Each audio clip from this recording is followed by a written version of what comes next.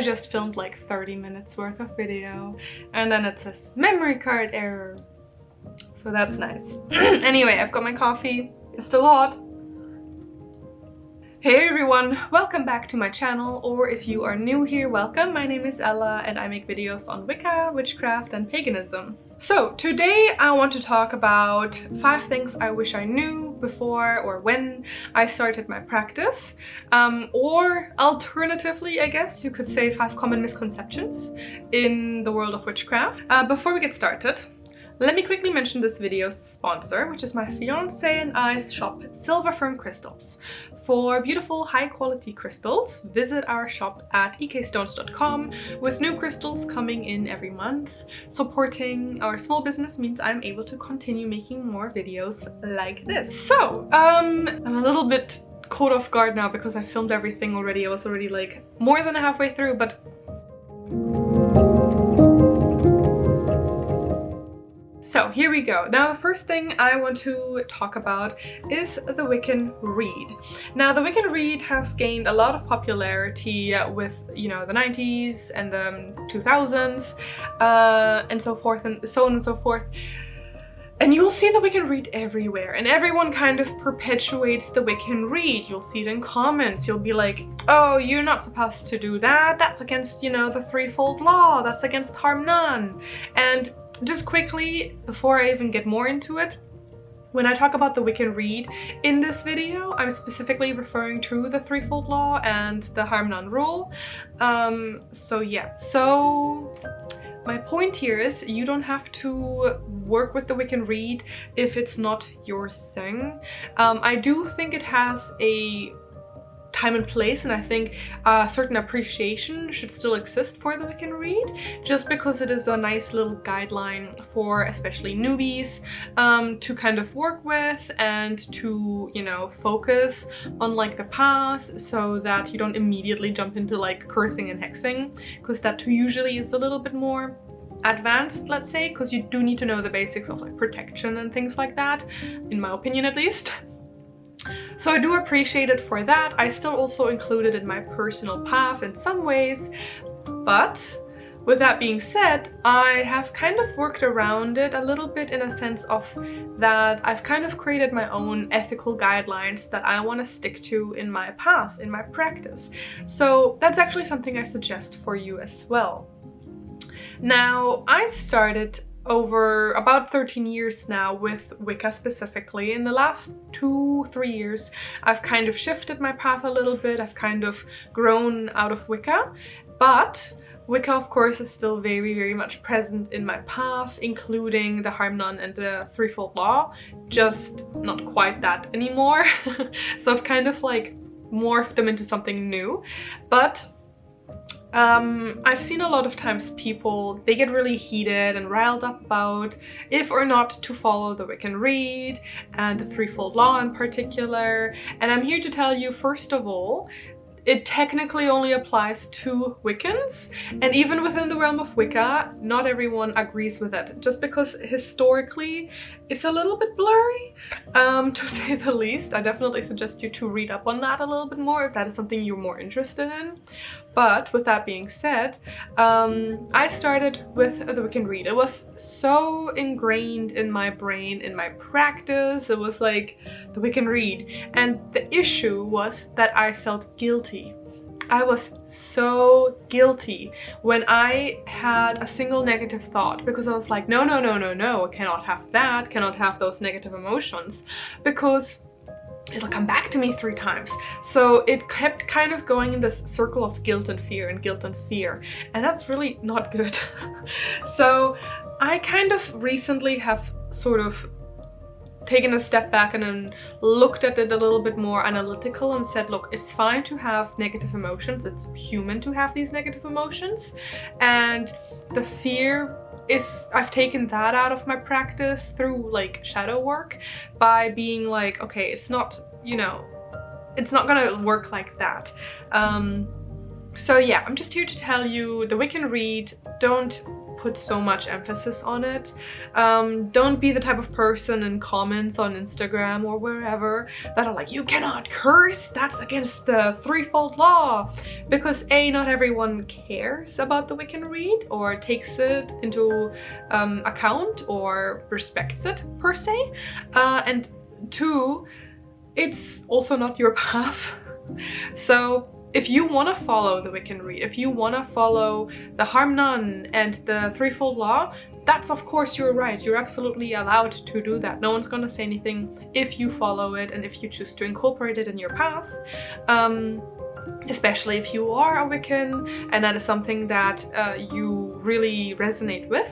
However, just keep in mind, not everyone will resonate with it, not everyone will care about it, and to just stay conscious of that. It's not a requirement, and I'm here to just hopefully help you get out of that fear and guilt-based mentality if you, like me, had that experience because of the Wiccan Rede and the threefold law and the harm none rule. Now, with that being said, I do think it is a good idea to write down your own set of ethical concepts and things that are important for you, just so that you kind of are able to shape that a little bit into your path, see how you want to incorporate it, see if you have any boundaries that you want to set for yourself, some healthy boundaries, so that you have them for others as well as for yourself.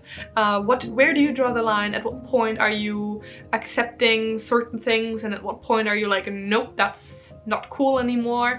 I think it's a really good idea to just write these down as a list, and then you can also kind of come back to it with time. So for example, I'm coming back to it with myself right now and analyzing how my path has changed over the years, especially with the harm none and threefold law in mind over what my views are now.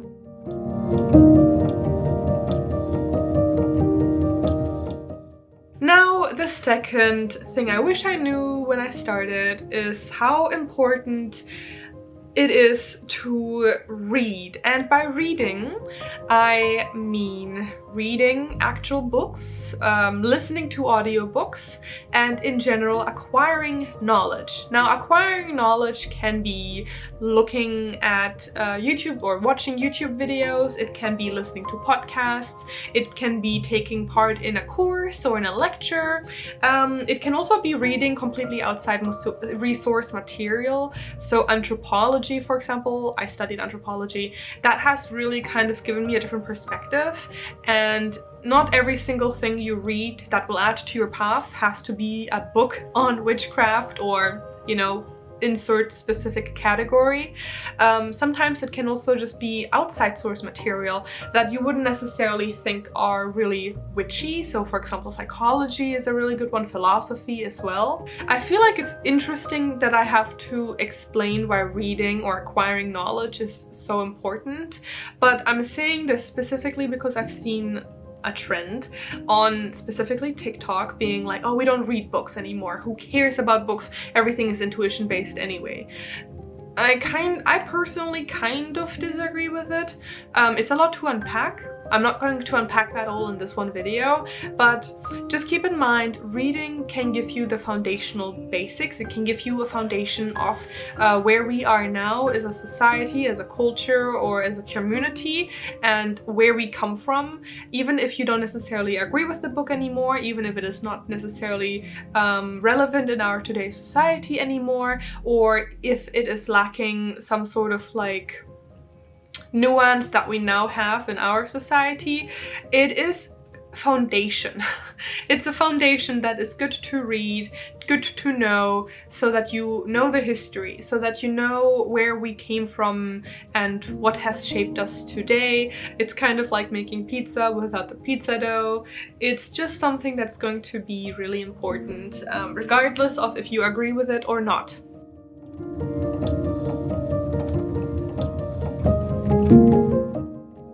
I also think it is really important to look outside of your regular practice. So that is something I wish I had done. The first 5 or so years of my practice, I exclusively read books on Wicca. Now, to be fair, back then, you really only had Wiccan books in bookstores. It was a little bit more tricky to get anything outside of Wicca. Now you see a variety of like, oh, folk magic, chaos magic, heathenry, or like Norse, and you know, Italian folk magic. You're seeing all this variety now, and I think it is so important, because we have that all to our availability now, to read it, to get into it, to listen to it, to learn from it, because you're going to notice either things that you haven't noticed before and that you can either incorporate into your practice, if it is something, for example, it's not a close practice, or you can see a different perspective, or simply learn about different cultures, including close practices. So I think reading and learning about them respectfully is actually a good thing, because that way we are able to understand it better and also know what to look out for, especially because people are very currently confused with, like, you know, the division, let's say, or what is and what isn't close practiced. And I think reading about it, learning about it is a great way to kind of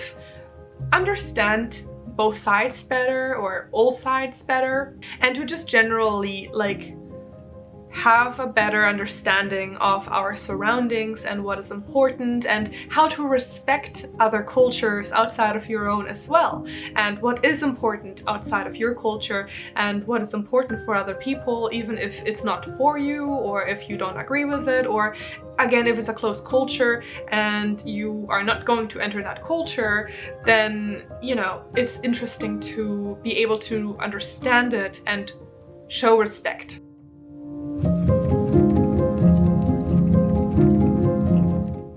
Now the next one I think is a little bit interesting. I've seen other people, other creators talk about this, and that is not every sign is a sign. So what I mean by that is, just because a feather, a white feather, has fallen in front of you, that does not necessarily mean it is a divine sign. It's not a sign from your ancestors, spirits, fae, angels, insert entity.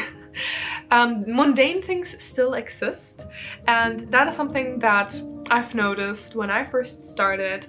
Yes, you will have an awareness shift and you'll start seeing things everywhere, but that's the thing. I feel like sometimes we start seeing things everywhere because we are looking for them. We're specifically out to hunt these different signs, and sometimes they're really not signs. An ant crawling in your bedroom might simply be because you haven't vacuumed lately and there's a crumb lying around and the ant got it. Having a feather, as I said, fall in front of you might not necessarily be a sign. Now, it becomes a sign or an omen if it repeatedly happens and you're starting to see a pattern. Usually, if someone or something wants your attention, they'll be more obvious. They'll be like, give me that attention. So let's say a deity is reaching out to you. You'll start having dreams several nights in a row, not just once. You'll have loads of different signs, essentially. Like, you'll have the dreams. You'll maybe start smelling something interesting that relates to that deity. You'll start having not only one feather float up in front of you, but several, 3, 4. You'll make pancakes and suddenly there's like a symbol or something in there that you're like, oh my gosh. The news that you receive on a daily basis in the post box suddenly has an article about the deity, for example, right?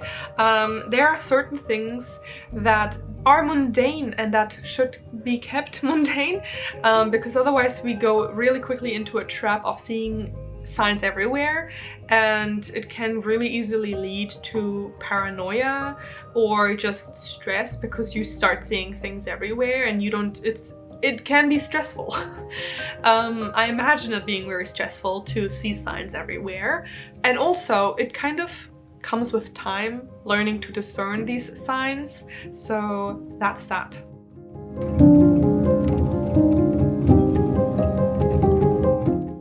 The next thing, whilst we're on the topic of deities, is you do not have to work with deities if you don't want to. Deities are not for everyone. Deities will sometimes never come into your life. They don't have to. Deities are a specific type of practitioner who will work with deities, and it's not obligatory. Right now it's very trendy, in my opinion, to work with deities, and especially with specific deities. I've seen like a trend of everyone is currently working with, for example, Loki, and it's like, okay.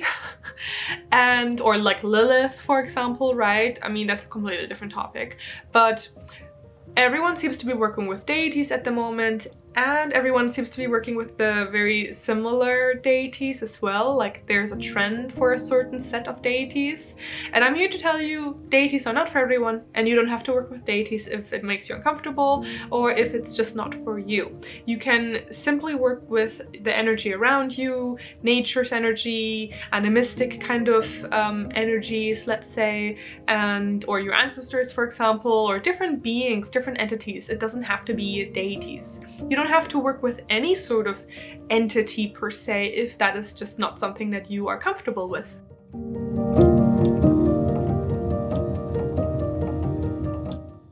And the last part that I want to talk about is your path is very likely to change. Now this is something I wish I knew at the beginning, because I was like, oh yeah, I'm a Wiccan for life. And now my path has very much changed. I still obviously include a lot of Wiccan concepts in my path. It's still the foundation a lot of times of my path, and I have, you know, a special spot in my heart for Wicca. But your path will likely change, just because we as humans tend to change with time, tend to grow, and tend to accumulate different knowledge, different perspectives. We might move to different countries or different parts of the world. You might have different people come into our life that will give us a change of perspective, and change is good. You don't have to feel guilty. You don't have to worry about, oh my gosh, am I leaving this part behind of myself? And is that a bad thing? Do I have to, you know, feel bad about it? You can feel, you know, a little bit of how do you say it? You can feel sorrow, and you can feel like a friend has moved on, but I don't think it's necessarily a bad thing. I think change is usually a good thing. Positive change is definitely a good thing, obviously, and expect your path to change. Don't worry too much if you are seeing that you're kind of changing into a different path, and yeah, just kind of be there for the journey and just, you know, enjoy the journey. That's actually already it for this video, so I hope you enjoyed it. If you did like this video, don't forget to give it a like and a subscribe if you so feel inclined. It does help me out a lot, and in the description box I will leave my link tree, which has all of my social media and all of the updated information on like where to reach me and how to keep up not keep up, but like, you know, see other content of mine, for example. And yeah, of course also my shop link will be in the description box. And with that being said, thank you so much for watching. Blessed be, and see you next time. Bye.